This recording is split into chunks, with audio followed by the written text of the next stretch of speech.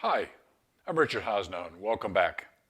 This is our second training video, and the subject matter is Quantum Idea Generation 2.0, the process that generates at least 12 times more ideas than brainstorming and consistently delivers a quality of ideas that you could never get from brainstorming. It's that powerful.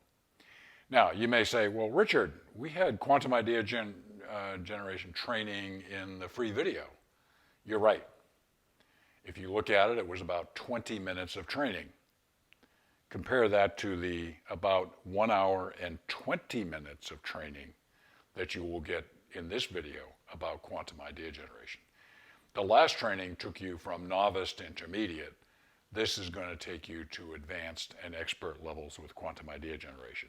You'll know everything you really know to run a high-powered quantum idea generating session. You just need to gain some experience and practice with it.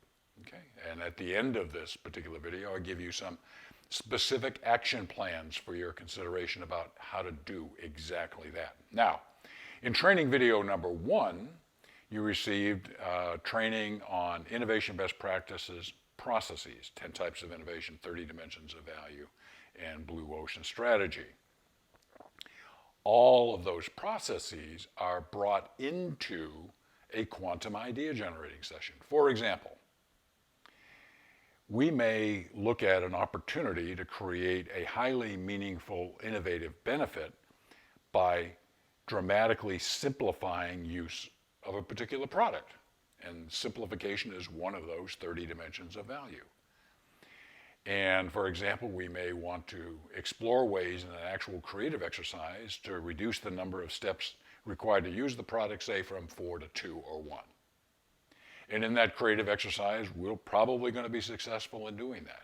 And that becomes one of the multiple highly meaningful benefits that will eventually add up to being dramatically better than the competition.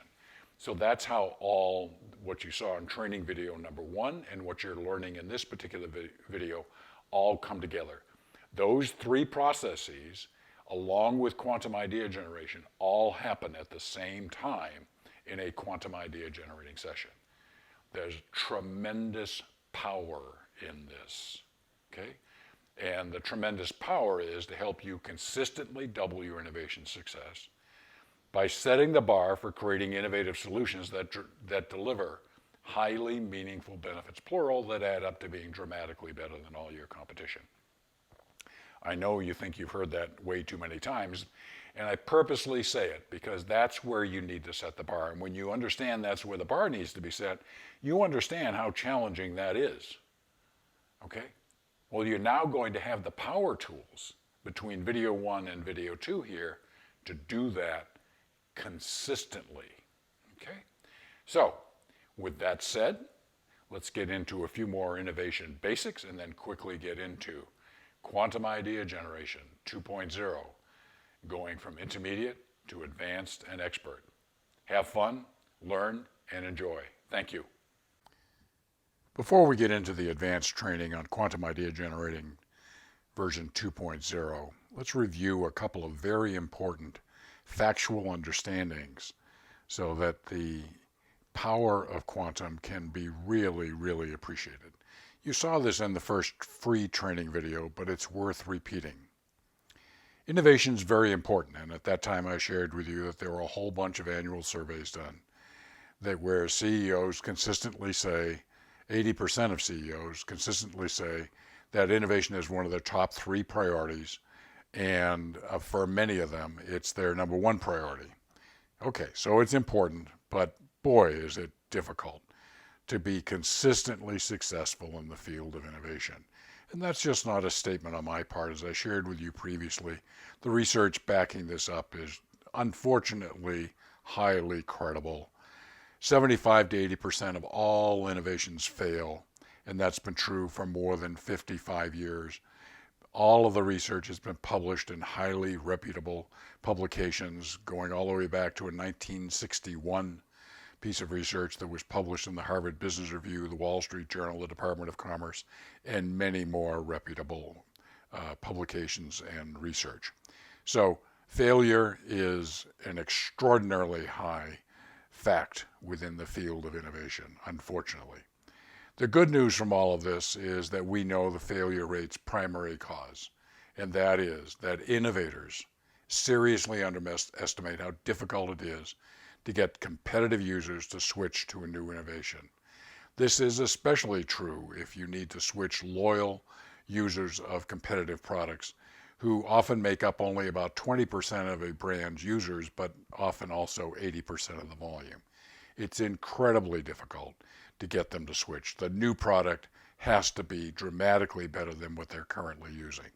So that is the primary cause. There are other causes, but let's focus on the primary cause for the failure rate. And again, the research backing this up is impeccable.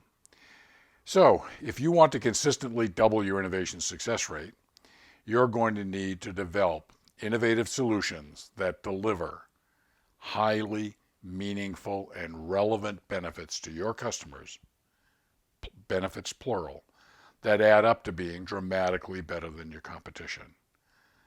Two elements there: highly meaningful benefits that are innovations and better than existing competitor benefits, and all of this adds up to being dramatically better than the competition. Now that's setting the bar extremely high, as you well know. Achieving dramatically better innovative solutions really requires using the 8 most proven innovation best practices. I've talked to you about that and the fact that I founded Innovate to Grow Experts to have the capabilities, these robust capabilities, to actually consistently deliver against highly meaningful benefits that add up to being dramatically better. Very important information to remember here. The failure rate in the field of innovation is extraordinarily high. The primary cause is innovative products are not dramatically better enough to get competitive users to switch. So if you want to get them to switch and have a chance to do that, you need to deliver highly meaningful benefits that add up to being dramatically better. Okay? So that brings us to quantum idea generation, which we rely on to generate a high quantity and quality of ideas. Now, you saw this same slide in the free. We're going to go much deeper, as you will see. Your level of expertise and your ability to conduct a powerful quantum idea generating session are going to go up also dramatically. So let's get started. First of all, quantum idea generation 1.0 was tested twice by Doug Hall, the founder of 1.0, at Oklahoma State University, a test of quantum versus brainstorming. And in both studies, quantum idea generation produced 12 times more ideas than brainstorming. That is no small difference. So a significant quantity of ideas, and we also know that quantum idea generation, especially 2.0, generates a quality of ideas that you will never get from brainstorming. Okay, quantum idea generation made up of the same 4 elements. These are the things that you actually do in a creative session. You bring diversity, you bring stimulus, you tailor creative exercises to the left and right brain makeup in the room, and you directly address fear to make sure there's only fun in a creative session. So let's get into diversity. External and internal diversity collaboration in a creative session is what we're talking about. If you want to get to dramatically better, and that's where we're saying where the bar needs to be set to consistently double your innovation success rate. If you want to achieve dramatically better, and there's research that can determine whether you actually get there or not, it requires external expert diversity. There's, again, tremendous amount of evidence supporting this all the way from the academic community with Clayton Christensen at Harvard, the founder of the term about disruptive innovation, and many other pieces of research that say it's very difficult to achieve that with internal expertise only. I want to now talk to you about 2 huge breakthroughs, massively new ways of thinking and doing things that were created with a deep appreciation and understanding of the power of diversity. Albert Einstein's one of my favorite people. He absolutely was an innovation genius, and in the year 2000, Time magazine voted him Man of the Century. Pretty powerful guy. What did he do that's so powerful? Well, prior to Albert Einstein, we viewed the world through the lens of Newtonian physics, the various laws of physical physics and all of that. Albert Einstein realized that there were a number of things, occurrences in the world that could not be explained by Newtonian physics. So he developed what we now have come to know as quantum physics. And he deeply appreciated the need for external diversity, which he had. If you study the life and look at the movies of Albert Einstein, you realize he tapped into a wide range of diversity to be able to help him develop quantum physics.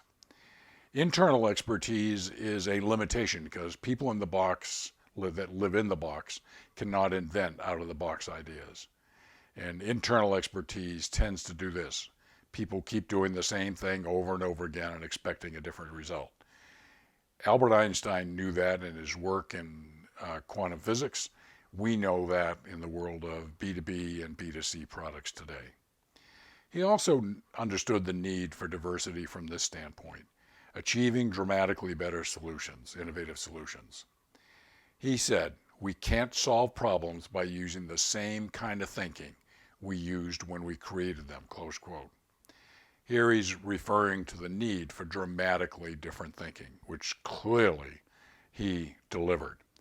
But I also have conversations with people in a variety of companies, and one that comes to mind is a company that's in a very large consumer products business, declining steadily 5 to 10% every year, and they keep trying to understand the problem and trying to solve it,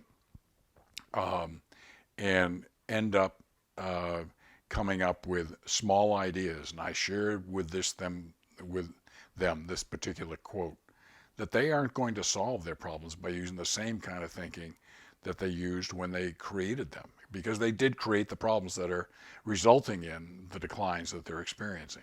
Again, you need external diversity to truly develop those breakthrough, new to the world, dramatically better solutions. And that's about the only way you can double your innovation success rate. Here's a very different perspective on another major breakthrough, major innovation that you probably haven't looked at as an innovation. And that is our founding fathers of the Declaration of Independence and the U.S. Constitution. Noted historian Joseph Ellis, commenting on the founding fathers, said, the achievement of the revolutionary generation, interesting to refer to them that way, was a collective enterprise that succeeded because of the diversity of personalities and ideologies present in the mix. And he is so right. When you study the founding of our country, the kind of different ways of thinking and everything that people brought together in a constitutional convention is truly amazing, and that they were able to bring it all together in creating a constitution that has endured now for centuries and created certainly one of the greatest countries in the world today.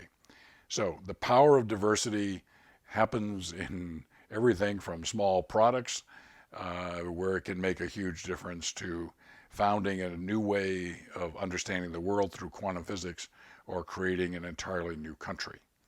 So no surprise, there's research that backs up that the number of quantity and quality of ideas that you get.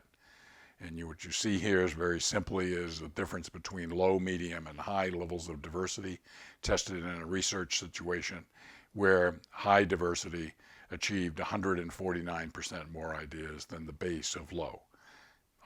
It's always kind of nice to have research kind of confirm what you know more broadly in the world. So all the pieces come together. It says you get a tremendously greater quantity and quality of ideas with diversity. So the types of diversity, we looked at this last time. There's internal diversity, and we really urge people to think very broadly about this. So many times I see functions like marketing that want to run a creative session, an innovation session of some kind, And they'll say, yeah, we want people from different functions, and they'll maybe bring in R&D people. Maybe they'll bring in consumer insights. Seldom do I see them bring in salespeople, supply chain people, finance, and other departments, all of which, when you broaden the diversity that you bring into a creative session, it truly can make major contributions and help you develop those dramatically better solutions. I've already been talking about the importance of external diversity. There's two kinds. Subject experts, and I'll give you an example in just a moment about exactly how we did that in a very challenging situation. And then professional innovators and facilitators. That's really what the team at Innovate to Grow Experts is. We are professional innovators and facilitators who, as a team, have led more innovation projects than anyone else in America. I think that qualifies for being professional innovators and facilitators of sessions. So, I said I'd give you a real world example. This is a project that I was the lead person on at Nestle. It was one of the most challenging projects we ever took on, or at least it appeared when we started it. As background, when we were awarded the project, we were in a briefing with the vice president of marketing. She sat across from me, proceeded to tell me something I did not know when we were hired to do the product, and that is that two previous innovation consulting companies, well known by the way, had tried and failed to solve their innovation need. That was sobering. And to help put exclamation points around that, she looked across the table after she told me this. She paused, she looked me in the eye, got a smile on her face, and said, "Richard, good luck." A sobering moment. Well, we knew that external diversity was going to be key to solving this. So I went out and found true world-class experts in exactly the area that they needed to have their problem solved. These were professors at Cornell, Penn State, and Ohio State who were conducting relevant research needed to solve their problem that Nestle was not aware of because it was research in progress and hadn't been published yet, but was close to being published.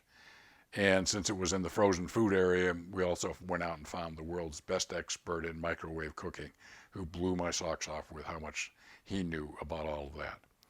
Well, we'd planned a 2-day creative session to solve this very gnarly problem, and an absolutely amazing example of the power of external diversity. The collaboration between Nestle's very best experts and the external experts that we brought into the room in an actual creative session. By noon of the first day, we had 3 solutions to their problem. Remember, this was a problem that 2 previous well-known companies could not solve. They did not use external diversity. We did. And we used very high-quality external experts to do this. And this wasn't my opinion.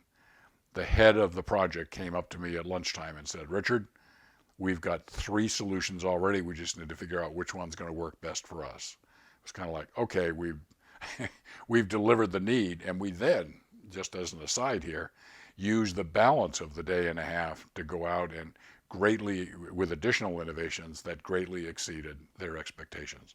So what worked? Clearly, world-class external expertise. We brought groundbreaking stimulus into this session. It was amazing. And left brain idea generation, because that was the group. And we had tremendous fun and respect. The respect between the internal experts at Nestle and the external experts from Cornell, Penn State, and Ohio State was almost instant. And it was just amazing to watch them work together to create a solution to their problem. So again, great example of the power of diversity. Now, let me share with you another example of the power of diversity, albeit in a different way. This involves a project for Gatorade, led by our senior expert on our team, Carrie McNamara. And in working on this project, she discovered that there was a lot of old research, and she got bold new ideas from it. She helped create higher goals than the external experts had by a wide margin. And the result was the biggest innovation success in over a decade. Now, I've included her story in one of my podcasts. And so what I want to share with you now is an edited version of that that just focuses on the critical parts about diversity. So let's listen to Carrie McNamara talk about what she did on the Gatorade project that led to them getting the biggest innovation success in over a decade. We were working with a very veteran team. They'd been on the business for 10 plus years. The vice president sitting on top of this business, who was responsible for this growth, had been there for 13 years. And she started out the day by telling me, I've been on this business for 13 years. I've seen every idea that there is to see, and I'm extremely confident nothing new will come from today. Whoa. Yeah. So I'm like, all right, with that boost of confidence, let's get going. We really understood and looked into how are they using this product. And during that work, it was really interesting because a gentleman made the comment that he loves to save his Gatorade for game day. He feels like his Gatorade on game day gave him a distinct competitive advantage. And apparently this was a comment that the Gatorade team had heard hundreds of times, but it caught my attention. And it just kind of stuck out to me, like, he's saving his Gatorade for game day. Like this, it's this amazing prized possession. And it felt like there was something there that we should be tapping into and taking advantage of. So I made a note of it in my notebook and put a big circle around it. And it's like, I'm going to pay special attention to this because I think it's powerful. And so we explored it a little bit more. We talked to their consumer team, the consumer insight team inside of Gatorade, and they're like, yeah, people say that all the time, and that's where our equity is. It's on this. We've gone down this path. We've established this path. This is the space that we own, and we can't move from this space because it'll mess up our brand. So this started a really interesting discussion, and it was kind of this tension that led to a number of ideas being generated around, well, how can we own both? We don't want to give up our sideline equity because absolutely that's where we live. That's where our business comes from. And we want to own that space. We want to be on the court. We want to be on the sidelines. We want to be on the field. Anywhere that we can be in the heat of competition, that's what we want. But at the same time, we know we can do amazing things for the people who are really pushing themselves hard in their practice and their training routines. And that's where the idea came from for the G series. It's a lineup, a 1, 2, 3 type of punch. So the first part of the series, the number one product line, you use during practice. So it's designed, the mineral balances and everything of that nature, it's designed to help you recoup after practice. You're ready the next day to go back out and hit it hard again. The 2 series is all about game day. And then the 3 series is about recovery.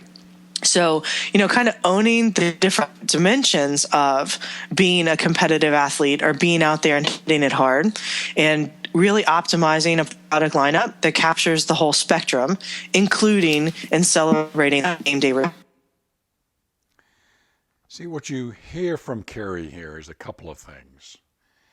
Internal expertise. This vice president that had been on the business for 13 years thought she'd seen everything and didn't think there was any big ideas left out there. And that is something we see all the time. People in the box have very difficult times developing out-of-the-box ideas. Carrie's insights didn't come from any new research. It came from research that had been around a long, long time, and they'd all heard it many, many times. But the value of including professional, external, professional innovators like ourselves in a creative process is new eyes and ears looking at information will see new possibilities that the people internally have heard and dismissed or failed to fully appreciate the value of it. This is a contribution that we make on a regular basis. And as I said, there's 2 kinds of diversity. The Nestle example clearly demonstrates the power of external experts working collaboratively with internal experts. This is an example of professional innovators working with an internal team to be able to see new insights and new possibilities that the people internally cannot. So 2 forms of diversity, major benefits with the G Series being the biggest innovation success for this big brand in over a decade. Okay? So, where do you go out and find world-class external experts? Well, the answer is there are a lot of places, and it's not necessarily easy to find them. I found those three world-class experts for Nestle at Cornell, Penn State, and Ohio State by really starting through trade association, a trade association of researchers in the areas of frozen foods. I never knew there was such a thing. So you just go and you just make phone call after phone call asking for the people that seem to be the problem you're trying to solve and who the best people are in the trade association. Many phone calls later, you find the right people and you invite them to the session. We also involve, when external experts are consultants who have expertise that's relevant to solving the problem. Colleges and universities, I've just given you an example there. Other related businesses. And in special circumstances, we'll go on looking for people either on Facebook, depending upon the need, LinkedIn, and Google searches. So these are very good sources to kind of put together a checklist of how you're going to go find them. When you find them, there's some important advice here in choosing the right experts. First, you need to make sure that they have relevant expertise to solving the problem you're trying to do. The Cornell, Penn State, and Ohio State folks were all doing research in frozen food, the area of the Nestle business that we needed external expertise, but that it does not duplicate company expertise. Okay? So they need to bring something new to the party, and you need to verify what that is and that it's potentially important to solving their innovation need. The second thing that you need to do in choosing the right experts is make sure that when you interview the people that they're not big egos. Despite my best efforts, that's occasionally happened where I brought in big egos into a creative session, and the only thing they're interested in is hearing themselves talk. They're not willing to listen to others. They're not willing to be collaborators. And that just is not the best person to bring in.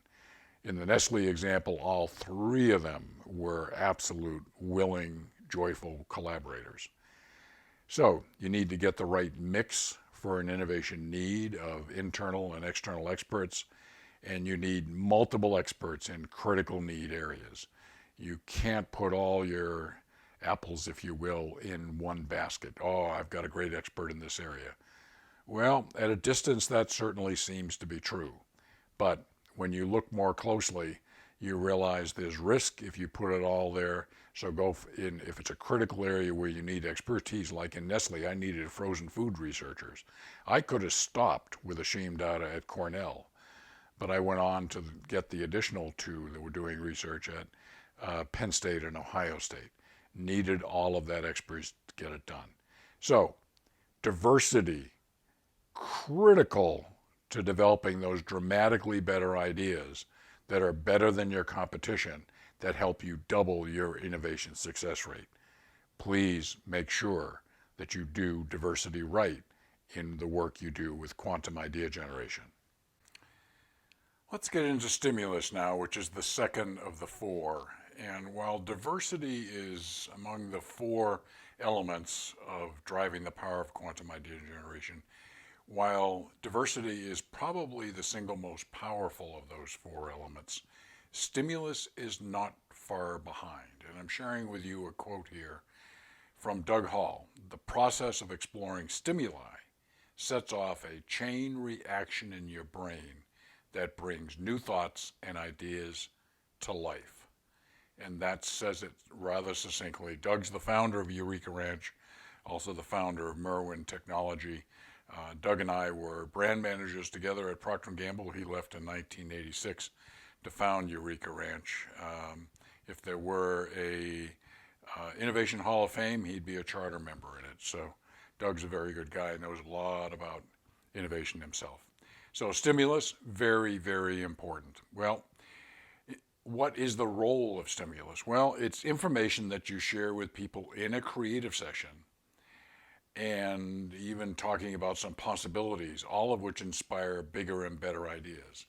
From the free training video on quantum, you remember I shared with you the example from the time that I was a professor and teaching executive in residence at Arizona State University School of Management of asking people to take out a pad of paper, write down places they wanted to go on vacation, go to the back of the room, look at all the pictures, and you consistently found their list doubled or tripled length. It just kind of illustrates how stimulus immediately unlocks new thinking that the absence of stimulus probably would never be able to access. So stimulus, very, very important. So no surprise, research on stimulus, and there's been a bunch of research done on this.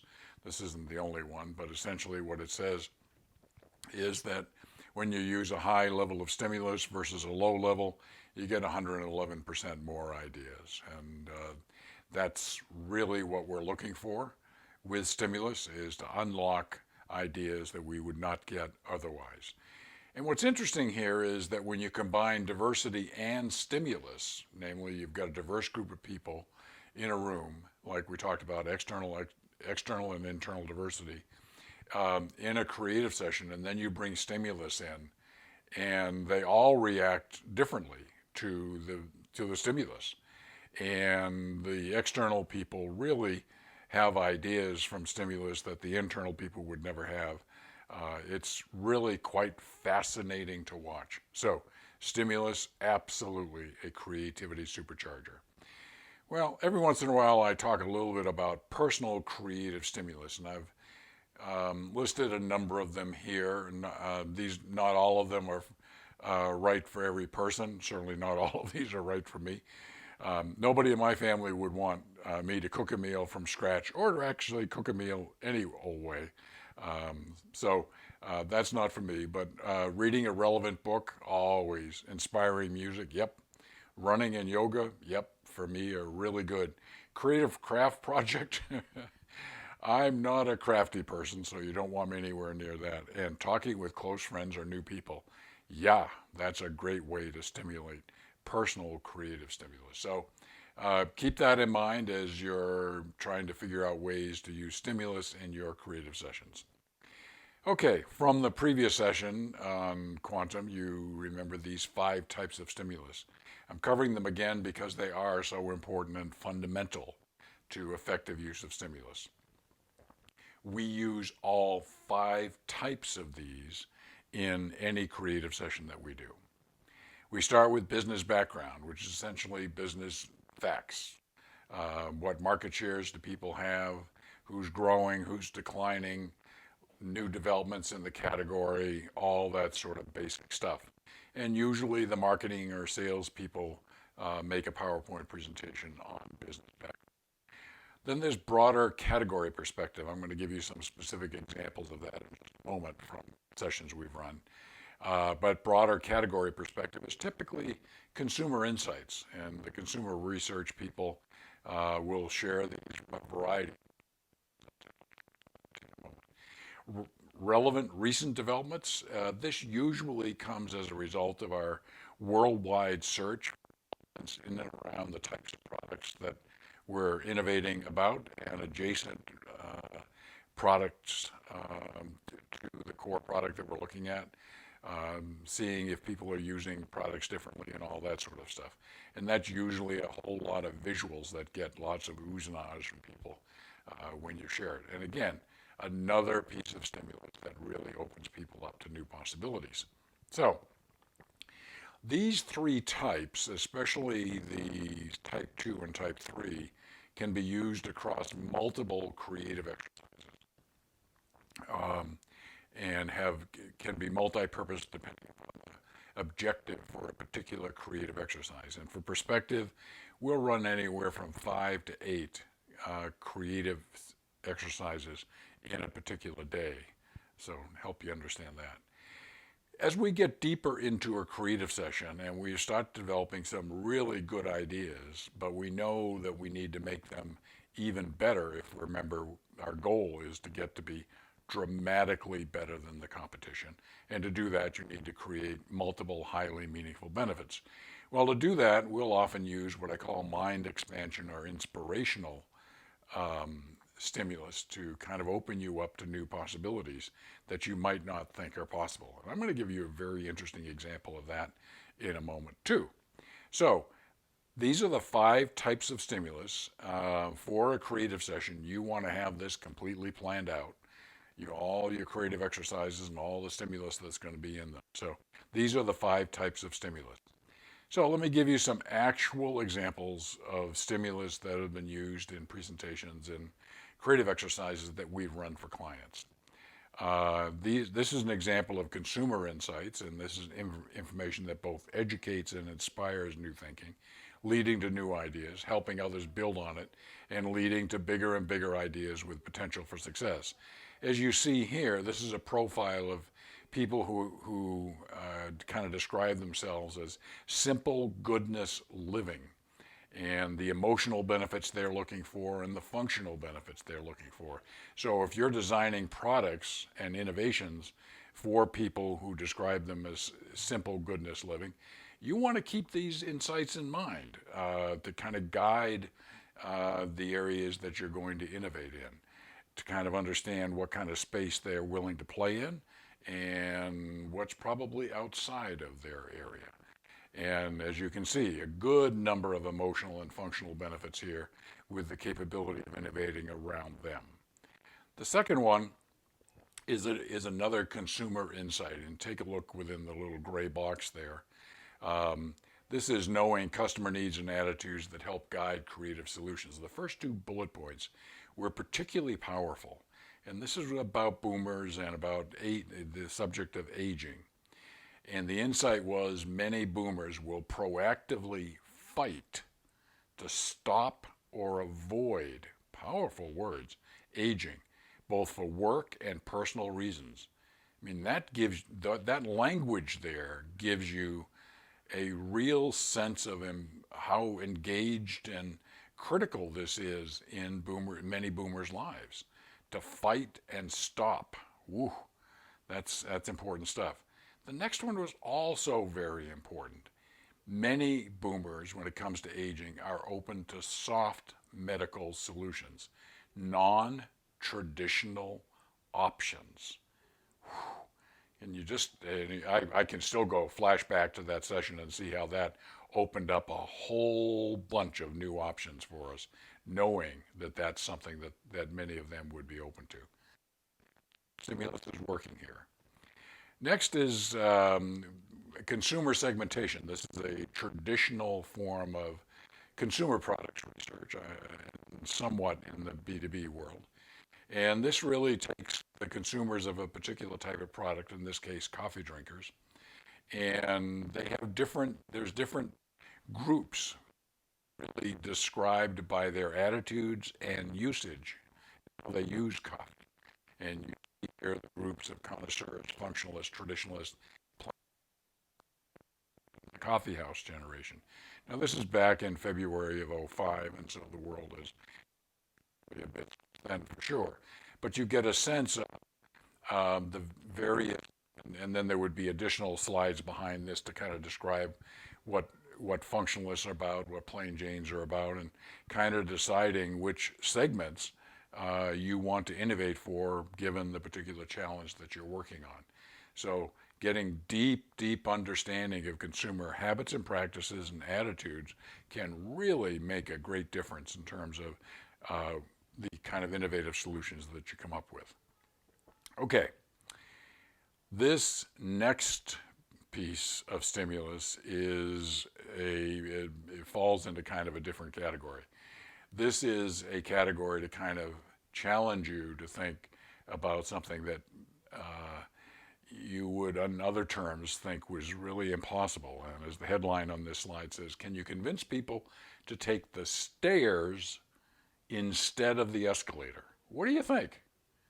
I mean, you got an escalator, a moving escalator that carries, this is a subway, carries you up to the road level, or you're going to take the steps, is what, 30 at least steps up there? Oh, there are handrails. What would it take? Is that something that you could possibly do? You may not have a lot of thoughts right at this moment about how that might be, but let's take a look at some people who took this on, took this challenge on, and see what they came up with. As you see, most people are going up the escalator. I would. Can you get more people to choose the stairs? By making it fun to do so. This is from Sweden. Huh, what are they doing? Oh, they're doing something to the stairs. I wonder what that's all about. Huh. Yep, well, they're expanding it. Huh, it looks like a piano. Is that what it is? Huh. Again. Uh-oh. They were going to go up the escalator and they say, what's this? Oh, they walk up and each step is like the sound on a piano.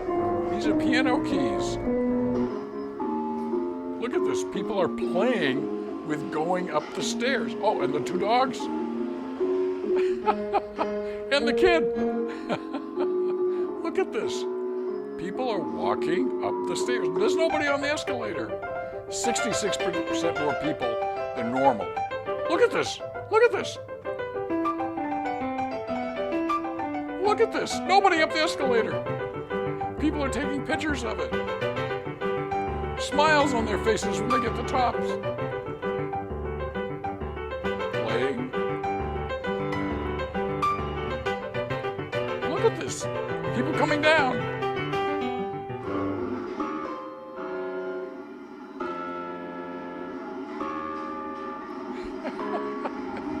It's a form of play. Yes, I love it. Okay, so what this stimulus does is to get people to go up the stairs, what looks impossible turns out to be easy if you make it fun. Okay, you say, Richard, well, geez, we're not going to be innovating too much for escalators versus stairs. You're right, you aren't. But here's what you are going to do. You may have the opportunity on some products that you're working on to say, what if we could find an innovative way to make it fun for people to do this? And it might be a task that's challenging and tedious and that sort of stuff. How could we make it fun? Well, at first you might think like the people that looked at the escalator challenge.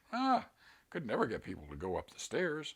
Well, make it fun and yeah, 66% more people going up the stairs. So keep this in mind. I've used this stimulus and others that we have. We have a whole library of stimulus like this that get you thinking differently. See the power of stimulus? For me, stimulus is one of the most fun parts of when I facilitate a creative exercise. We've got some really fun stuff, basic stuff too, but a lot of fun stuff that really gets people to be inspired and open up to bigger and bigger possibilities. Okay, I love stimulus. Okay, so where do you find the right stimulus? Well, some traditional places, product and category research, both quantitative and qualitative research, relevant books, magazine articles, trade associations can be a good place. If you're in consumer products, absolutely, industry data from Nielsen and IRI is important. Internal and external experts can also make presentations on with stimulus. In fact, many of the internal and external experts always present stimulus, especially the external experts, to educate everybody about. Remember, I talk about how in diversity, external experts need to have relevant expertise that doesn't duplicate your internal expertise. Well, what they do in these stimulus presentations is share with the creative session things that they know that the internal experts don't, kind of open them up to new possibilities. And artificial intelligence.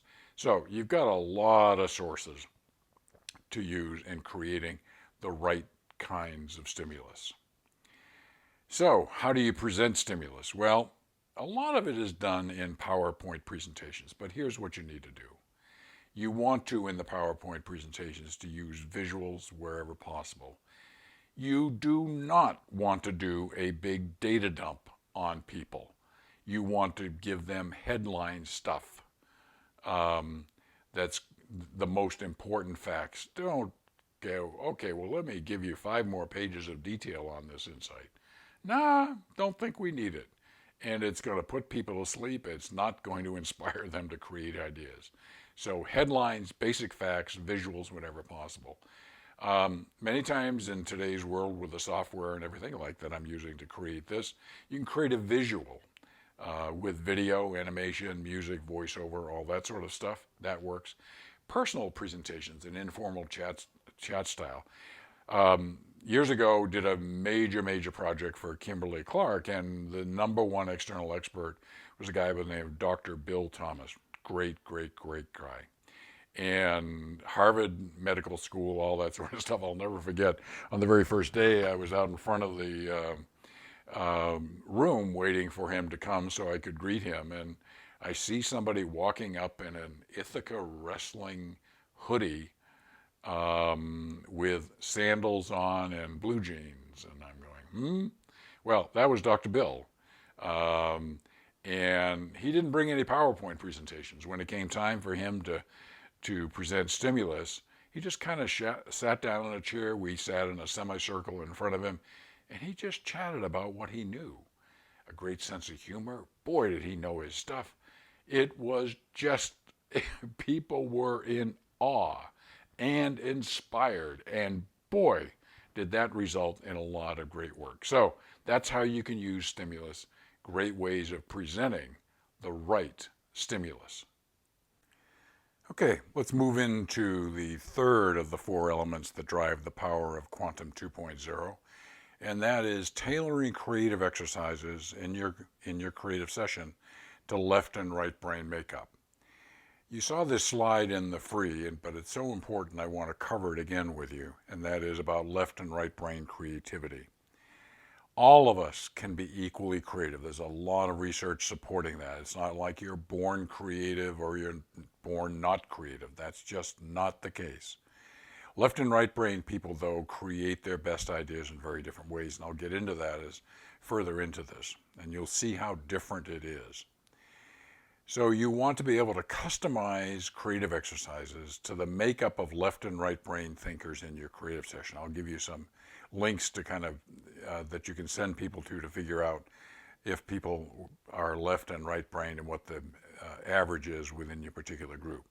By doing this, you can significantly increase the quality and quantity of ideas that you get.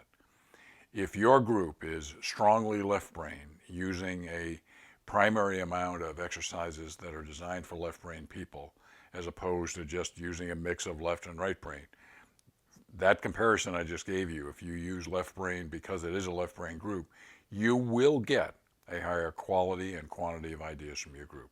This is all about getting from a creative session the quantity and quality of ideas necessary to achieve dramatically better innovative solutions. Okay, so contrast, I'll give you a few. This is a starting one, and that is left brain exercises. The typical ones that we use are very different than the right brain exercises.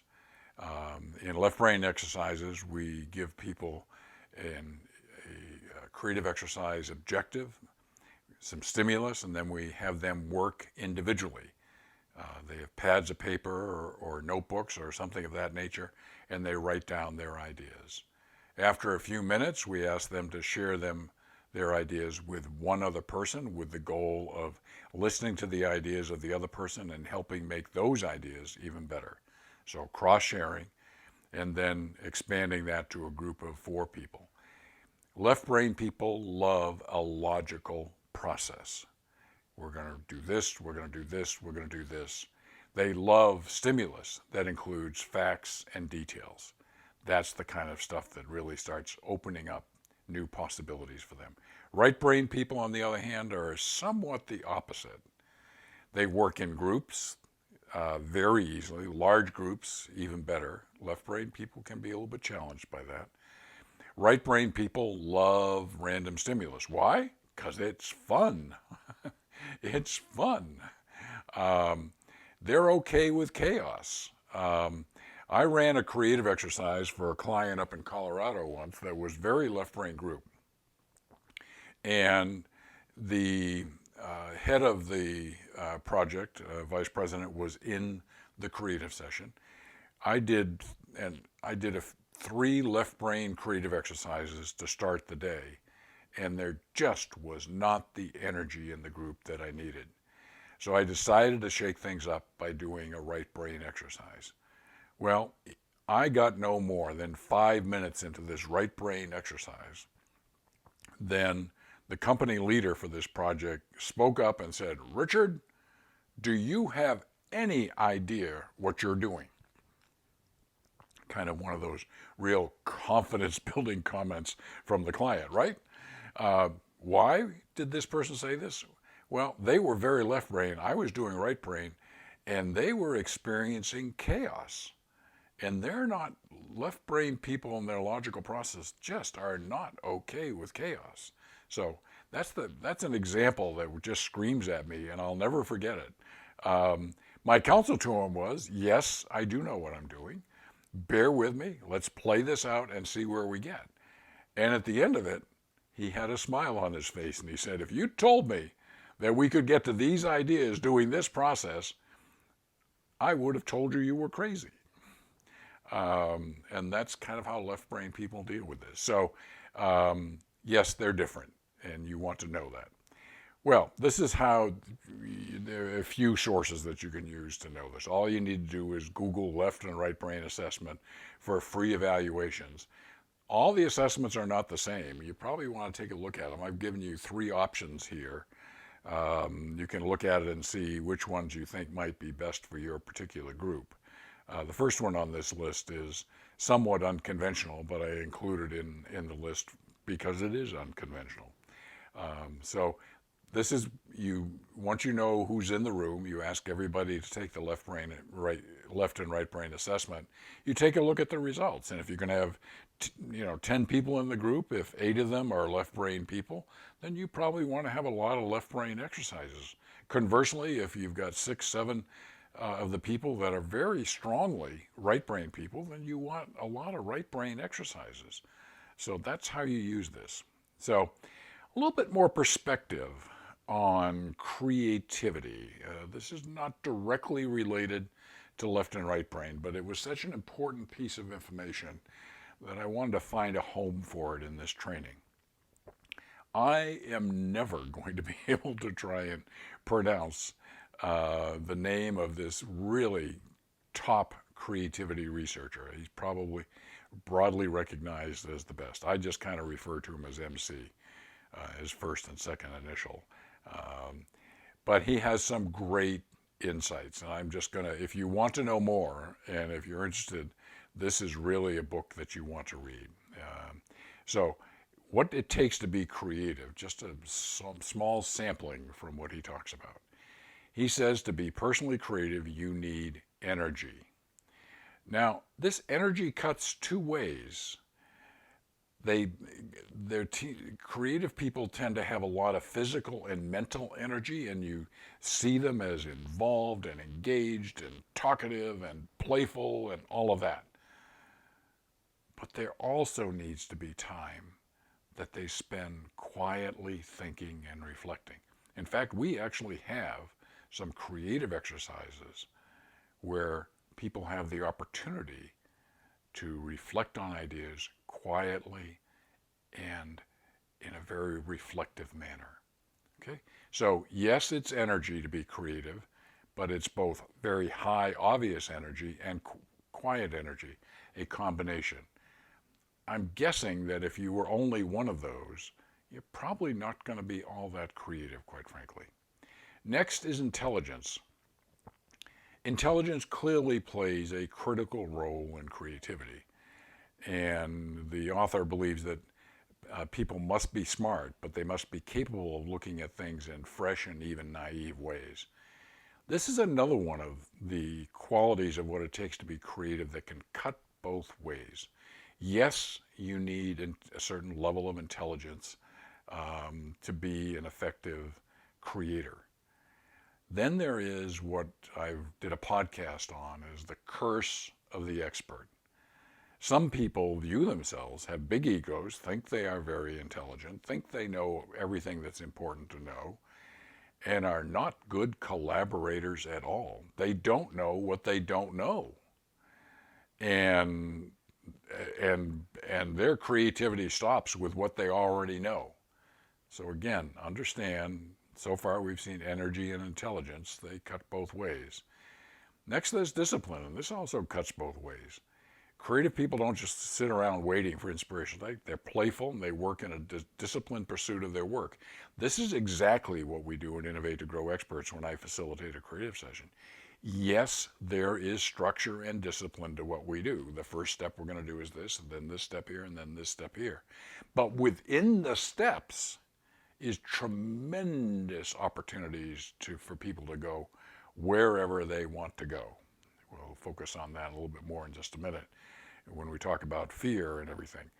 So, yes, you want discipline and structure, but you also want within that to have complete freedom to be in flow with wherever people are going in a very playful sort of way, unstructured, undisciplined in some ways. Okay? So, I think some great advice, kind of keep this in mind as you're thinking about creative sessions. Okay, here I'm going to give you an example of a classic left and right brain exercise that we do. We'll state the objective for the exercise. For example, how can we simplify use of the product from 4 steps to 2 steps? That's the innovative challenge. Step 2 will show appropriate and relevant stimulus to that objective, maybe showing how other products had successfully, through innovation, greatly simplified use of their product. There's lots of good examples of that, by the way. Then ask people to work individually, writing down the ideas that they have. Then in step 4, sharing them with one other person with the goal of making each person's ideas better. Then repeating the sharing in step 5 with the 4 people that are at their total of 4 people that are at their table. And then sharing and improving the ideas with the entire creative session, and then we capture those ideas. Very nice step-by-step sort of approach. Here is a classic right brain, and this involves randomness. Remember that example I gave you of Richard? Do you have any idea what you were doing or what you're doing? This is a pretty good representation of that exercise. Again, you state the objective of the exercise. Everything that you do says, in this creative exercise, we want to do this. We want to invent simplification, whatever it is, okay? And then you, in this case, instead of a PowerPoint presentation with relevant stimulus, in this particular case, you show random and not necessarily relevant images. And as people look at them, you ask them to write down the very first words that come to in their mind on Post-its that are in front of them. Then there's a process for random selection of the Post-its, and then more recording of the first words that come to mind when they think of and reflect on the words that are on the Post-its. So random thinking already in 2 levels. And then in step 5, randomly choosing 4 to 6 words on the Post-its and using those words yet again as stimulus to generate ideas to accomplish the exercise objective. It's the randomness of choice, it's the randomness of visuals that can drive left-brain people crazy. I kind of understand that, but there's also a great sense of play and possibilities and taking the restraints off here that right-brain people really love. Now, having said all that, you are very seldom, if you were to look at left and right brain thinking on a 10-point scale, it's very unlikely you're going to have your entire group a 9 or a 10 on left brain thinking, or conversely the same thing for right brain. What you're going to find is that on a 10-point scale, you're going to have people that are in the 6 or 7 range on one side of left brain, or 6 or 7 for right brain, which means there's a mixture of left and right brain thinking within your creative session. And when that happens, which is the primary thing that happens, you want to have a mix of creative exercises to kind of change things up and change the energy in what you're doing. Okay? So With that, this is a example of indirect or sort of random stimulus that I've used. We wanted to get across to people, get them thinking about being responsible as a part of a innovation project that we're working on, and responsible in terms of images that you see on the screen here. Okay, so lots of stimulus can really help you in what you're doing. So let me move on to no fear and fun. You absolutely need to know that enemy number one of creativity is fear. If you have fear in your creative session, your ability to generate any quality ideas is at risk. A few quotes to kind of share that with you. These are from Shelley Burke, who is 25 years as director of the Creativity Workshop. She's quoting Dr. Will Schutz, a prominent psychologist and pioneer of the human potential movement, believed that fear is the biggest block to creativity. Amen. She goes on to say, what are some of the things that get in the way of us being our creative best? Well, there are many culprits like procrastination and having an overly scheduled life. Yes, agree. But I think public enemy number one is fear. And if you want to go look, there's a lot of evidence that says fear kills creativity. You'll want to get it out of your creative session. Having said that, why is there fear in a creative session? There, you better assume there is fear in every creative session that you run. It is. I've never been in any situation, big, small, and in between, that there isn't. It's a natural fear that happens when people walk into a room made up, in some cases, mostly of strangers. In a quantum creative session, there are internal and external experts, plus the people from professional innovators from my company facilitating the session. And some of the internal experts discover their bosses are there, and the fear of not looking good in an important creative session. Believe me, those things are very real. People want to look smart and fear saying something that's ridiculed, criticized, rejected, and other negative comments, even if they know everybody in the room. Their fear of when they say an idea that people laugh, or somebody goes, "Are you crazy?" Because you're tiptoeing out beyond the normal boundaries in a creative session, and that's where you need to go. So all of this, and even more, I mean, I haven't listed all the situations here that can create fear, but all of this is very real. So let me focus on here. The reason you got to get fear out of here is wild and wacky ideas, the ability for people to have the freedom to blurt out wild and wacky ideas is critical to your Quantum 2.0 creative session success. Because when people hear from others wild and wacky ideas, it kind of gives them a sort of permission for others to blurt it out. When you start getting people blurting out wild and wacky ideas, it is contagious in a very good way. And time after time, wild and wacky ideas have led people to building on, changing, opening up to much bigger ideas and possibilities. I can't tell you how many times when I've run a creative exercise and there's been one particular group of four that's come up with some wow ideas that I go over there and say, hey, how did you guys come up with that idea? And this is about what I hear almost all the time. Well, Joe blurted out this wild and truly wacky idea. We all kind of looked at each other and went, what? And then Sue said, oh, and we could do this. And Sal said, oh, and we can do this too. And then Joan said, what if we pull all that together in one big idea? Bingo! Eureka!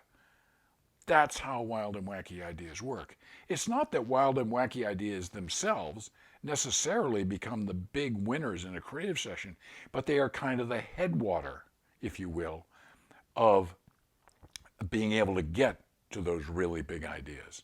So the freedom to blurt out wild and wacky ideas only happens when the fear of that, if that exists, if you don't get it out of there, you're not going to get wild and wacky ideas. In a creative session where wild and wacky ideas are frequent occurrence are the great indicators of a creative session's ability to create innovative solutions that are dramatically better than the competition. Why? because you're getting out of the box thinking. And that's where you need to go if you're going to get to dramatically better. It is that simple. It is that important. So please understand, this is important stuff. Okay? So, what do? Well, to make all that happen, you have to bring tons, and I do mean tons, of positive energy to a creative session. As a facilitator, my role as a facilitator in sessions that we run at Innovate to Grow Experts, that's my job. Compliments, recognition, play and playfulness, appreciation, celebration, fun, and any other good positive energy words that you can think of.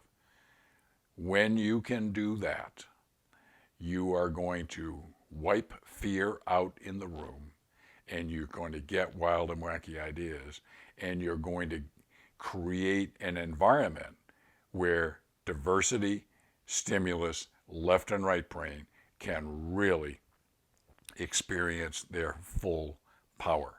Okay? See how all these things work together? I'm covering them individually, but understand that no fear and fun, left and right brain, diversity and stimulus, they all work together in the same creative exercise, in the same creative session. Okay? I think that should help. So let me kind of put this all together for you. Yes, in every creative session, virtually in every creative exercise, you need to make sure that you're addressing diversity, stimulus, left and right brain, and no fear. But here's some important creative session details. The best way to organize a creative session internally in terms of how seating arrangements and all of that is as follows. First, you want to use round tables so that people can easily see and interact with each other. Important to do. Don't leave it to chance. The second thing that you want to do is that you want to have 4 people at each table. Not 3, not 5 or 6 or more. Now, why is that? Well, there's some good research that says groups of 4 kind of optimize the opportunities for collaboration. Let me play it out this way. If you're doing left brain exercises, you'll recall at first you start working independently, writing down your ideas, and then you share with one other person. Well, if you only have 3 people, that isn't going to quite work. The next step is probably going to be sharing with 2 other people. That's not the end of the world, but it's not optimal. So wherever possible, you want to have 4 people at a table. The other part of it is that when you have more than 4 people, people can get what I call lost. They can tune out, they can check out from the creative session. They can push their chair back, they can be looking around, they can be doing non-productive things. In the kinds of creative exercises that we run, it is almost impossible for people in groups of 4 and the way that we organize the creative exercises for people to get lost. You don't want people to get lost because it's kind of like if you've got a 6-cylinder engine in your car and one of those cylinders, quote, gets lost, close quote, all of a sudden you're not going to have the full horsepower you thought you had to get your work done. Okay, so that's important. The second thing that you see on this is that you want to mix expertise. When it's internal expertise only, at a particular table of 4, you want to mix. You want to have a person from marketing, another from R&D, another from consumer insights, another from sales, for example. You don't want all marketing people at one table. So you want to have a seating list that people check when they come in the room. Okay? This is where you're going to sit. And there's reasons behind it. Now, when you mix external and internal expertise, it looks like what you see on the right-hand side. You want a mix of internal and external experts with the right mix of expertise. And that there's so many options there, I'm not going to try and go into it. The key point here is at a table of 4, you ideally want to have a couple of external and a couple of internal people there. Now, when we run a creative session, in addition to the external experts, there will also be an Innovate to Grow experts professional innovator there as one of the four people.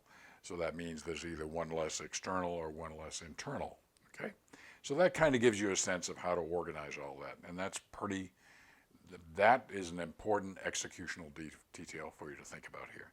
So here's what you've learned so far. You've learned about diversity from many different perspectives. You've learned about stimulus. And as an aside, as a trivia fact, you've learned how you could get people that are taking an escalator up from the subway to instead have a large number of them instead take the stairs up. Never thought that was possible. When you've got creativity and it's harnessed to fun, that can happen. We talked left and right brain and no fear and fun. And again, you're going to hear all four of these things need to work together in one creative session and each individual creative exercise. Okay, let me introduce you to a few of the other innovation best practices that play a role in quantum. Next is DARPA. This is the Defense Advanced Research Projects Agency. This is part of the Pentagon. Yes, I said the Pentagon. And it has the most breakthrough, new-to-the-world innovations of any enterprise in the world over the last 40 years. And yes, I said the Pentagon. This kind of blew me away when I learned about it, but it's on rock solid evidence here. Well, there are examples they can share with us of new world breakthrough, and many they can't because they're classified. But examples include stealth aircraft and ships, the invention of GPS, the invention of RISC computing, drones, and many other classified innovations. Their resume of results is impressive beyond impressive. A director and former assistant director wrote a wonderful article that was published in the Harvard Business Review talking about the three elements that drive their innovation success. Number one is ambitious goals. And ambitious goals are exactly what we talk about when we say the bar needs to be set at developing innovative solutions that deliver multiple, highly meaningful benefits that add up to being dramatically better than all your competition. That qualifies as an ambitious goal for sure. Okay? So we fully embrace that. Second is they use only temporary project teams. 80 to 90% of these teams are external diversity, underscoring the fact that it is very difficult to get out of the box thinking from people that live in the Pentagon, if that's where you're going with this. But you really need high-powered external diversity teams if you're going to develop those breakthrough, new-to-the-world innovations, and if you're going to achieve ambitious goals. That's the 40-year history, the formula for success at DARPA, which, as you well know now, I've underscored the importance of diversity again and again and again. And here again, you see how critical it is in truly developing a 40-year record of breakthrough innovations. And the third one is independence, which we also fully embrace and incorporate in quantum. And that is tremendous amounts of independence within creative exercises. Remember I talked about wild and wacky ideas and going with the flow and seeing where things go. Yes, there's some structure and discipline, but within all of that, there's lots of room for independence. So the formula that works for DARPA, deeply built into what quantum idea generation is. But I wanted to share it with you here because of the great pedigree of success and the simplicity of their formula. DARPA. My hat's off to them. Next is the role that artificial intelligence, another innovation best practice, the role of artificial intelligence in idea generation. We find this is a great assist in developing stimulus and actually insights also. We can learn more and faster because it helps translate into stimulus all of this learning for a creative session. Let me just give you the simplest of simple examples about this. If I wanted to Google innovation trends, like I did and took a screenshot of this, it came back and told me it had only 349 million results. Oh, and by the way, as you see, it got that in less than half a second. That's incredible. But anyway, 349 million results on innovation trends. Well, here's the facts. I could never get a depth of understanding of these innovation trends with 349 million results, working for weeks and probably even months. All of you have Googled things, and when you get to the third and fourth page, you kind of go, I give up. Okay?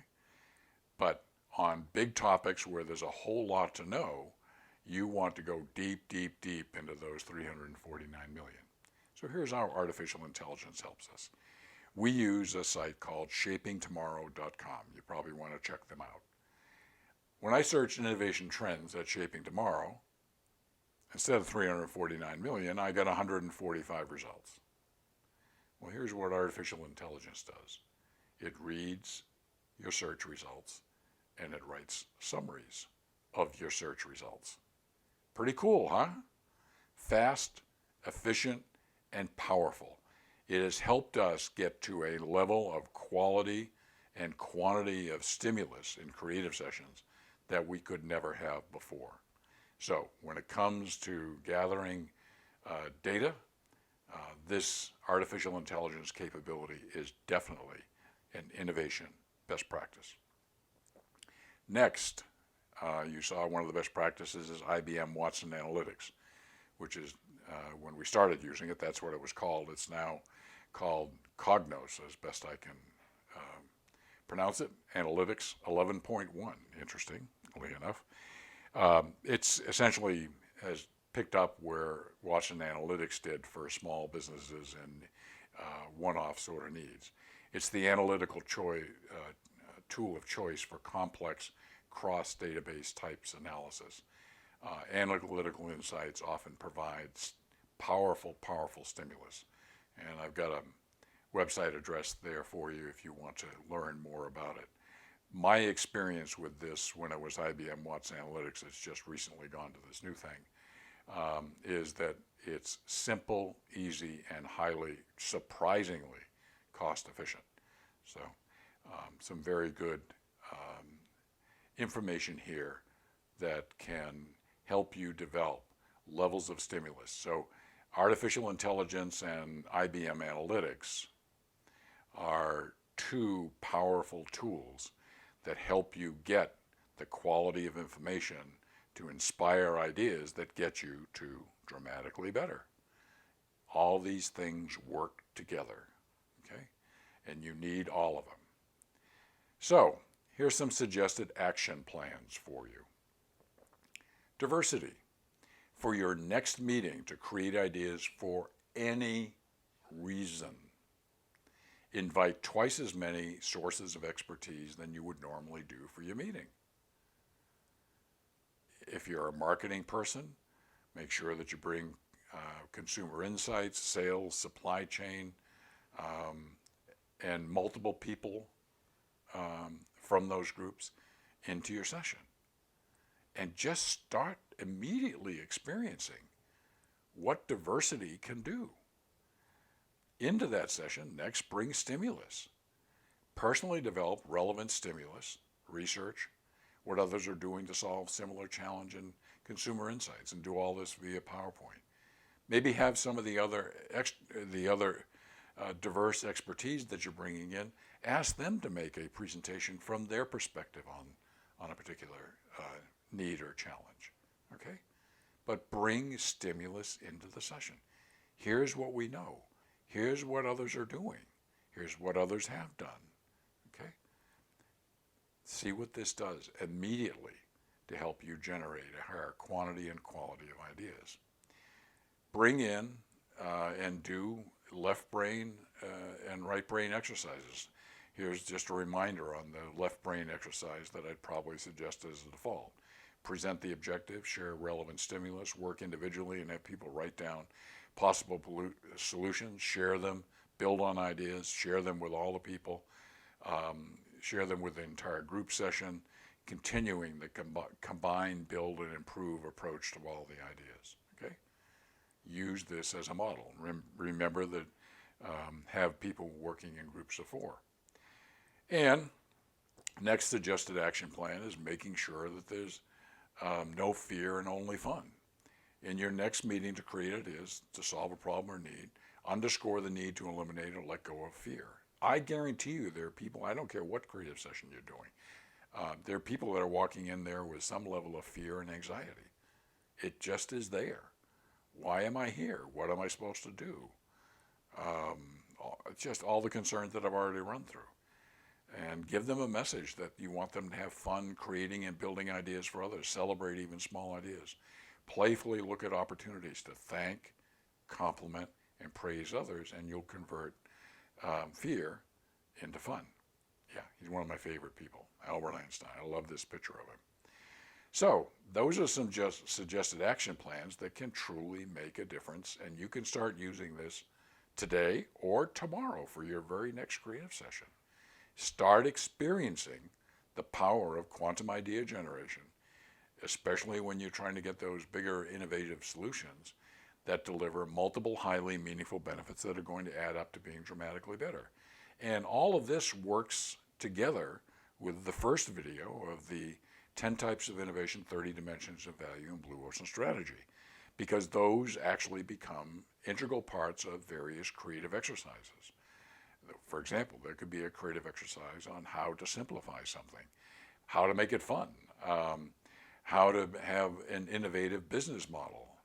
All those things that you learned about in the first video all work hand in glove with quantum idea generation. When you get all these parts working seamlessly together, you are going to be able to consistently develop innovative solutions that are dramatically better than all of your competition. When you do that, when you get to that level on the bar, you're going to be able to consistently double your innovation success rate. So make sure that in those bigger ideas that you're also bringing the external expertise in. And we talked about this quite a bit. Identify needed external expertise. What do you have internally? What do you need? Search for the right and best external experts, probably 2 to 4. Identify the role that they will play. Have many of them become stimulus presenters in various creative exercise, and optimize collaboration opportunities, and have them work with your best internal experts. Okay? So this is a series of action plans that you can start using immediately to experience the power of quantum idea generation. Put it all together with the first video on the innovation best practice processes, and you've got something that will serve you well for any and every need from now until eternity. That's the value of this tool. Very consistent, very repetitive. Okay, I hope this helps.